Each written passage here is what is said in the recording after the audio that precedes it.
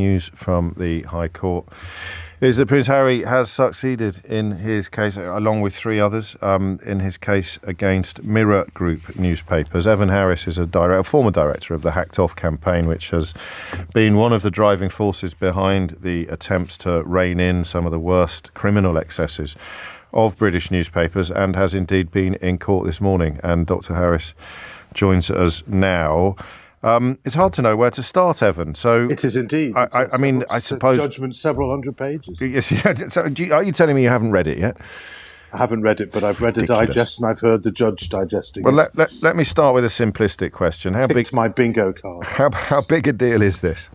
Very big. I mean, it's highly significant, not just in respect to Prince Harry, where much of the media attention will focus, but on the more general or what are called generic findings, which were that editors knew about the phone hacking and the other unlawful activity, encouraged it, hid it, and lied about it. And he names names in the judgment, and you can guess one of the names. He's quite explicit about that, and I'll read you a bit so I can stick to the wording of the judge in a minute.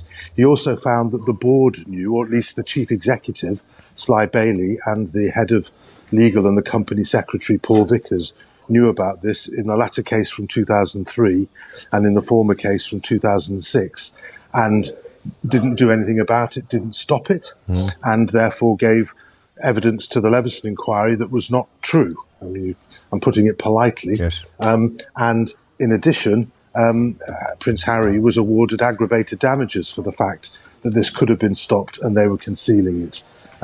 So that's highly significant. Some of the wording, for example, around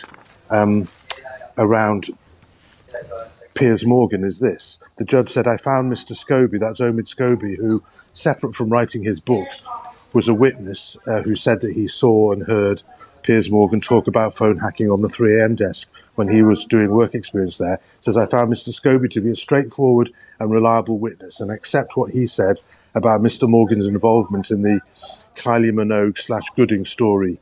No evidence was called by Mirror Group to contradict it. And later he said, the inference is an obvious one. Ms. Cantor, that's Ulrika's agent's phone, and the phones of her associates were hacked, and the obviously confidential and sensitive information. Hi everyone, and Merry Christmas. Thank you for joining us today as we dive into an important and thought-provoking topic. With the holiday spirit in the air, we're reminded of the importance of truth and accountability, so let's explore this story together. The phone hacking scandal remains one of the most significant stains on British journalism. From exposing unethical practices to revealing the lengths tabloids went to secure exclusive stories, the scandal has tarnished the reputation of the UK's press. Central figures like Rupert Murdoch and Rebecca Brooks faced immense scrutiny, but one name that continues to surface is that of Piers Morgan, the former editor of the Daily Mirror. While Morgan has repeatedly denied involvement, recent discussions led by broadcaster James O'Brien have reignited public interest, shedding new light on Morgan's potential role. In this video, we'll delve deep into the timeline of the scandal, explore the accusations against Piers Morgan, analyze James O'Brien's compelling exposé, and examine the broader implications of this controversy. What was the phone hacking scandal? To understand the gravity of these revelations, it's important to revisit the origins of the phone hacking scandal. The controversy began in the early 2000s, with tabloids employing private investigators and reporters to intercept voicemails of high-profile individuals. Politicians, celebrities, members of the royal family, and even victims of crime were targeted. This shocking breach of privacy highlighted the unethical practices entrenched within the British tabloid culture.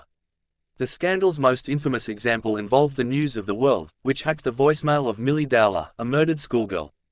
Public outrage over this incident led to the closure of the newspaper in 2011 and prompted the Leveson inquiry, a comprehensive investigation into press ethics. Piers Morgan's tenure at the Daily Mirror. At the heart of the latest allegations is Piers Morgan, who served as the editor of the Daily Mirror from 1995 to 2004. During this period, the Mirror gained a reputation for publishing sensational and exclusive stories, many of which raised questions about their sourcing.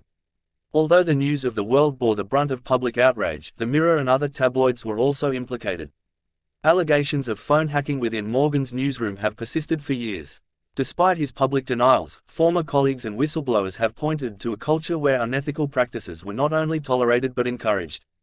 James O'Brien's exposé. In December 2023, James O'Brien, a well-respected broadcaster and journalist, took to his LBC radio show to dissect the phone hacking scandal with a focus on Piers Morgan.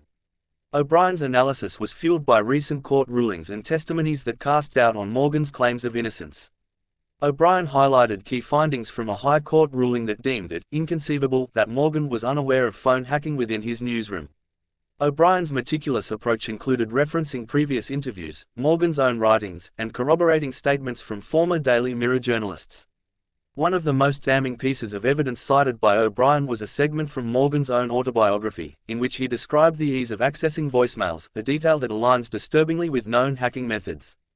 A central figure in the accusations is James Hipwell, a former Daily Mirror journalist. Hipwell has consistently alleged that phone hacking was a widespread practice during Morgan's tenure and that it was highly unlikely Morgan was unaware. Hipwell has gone on record multiple times, describing how reporters openly discussed intercepted voicemails. He also detailed how these unethical methods were justified as necessary to maintain the Mirror's competitive edge.